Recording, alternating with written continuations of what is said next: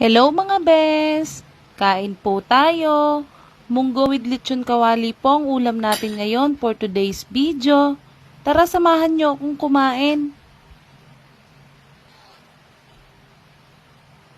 Maganda po ang pagkakaprito ng lechon kawali natin. Sobrang lutong po ng balat.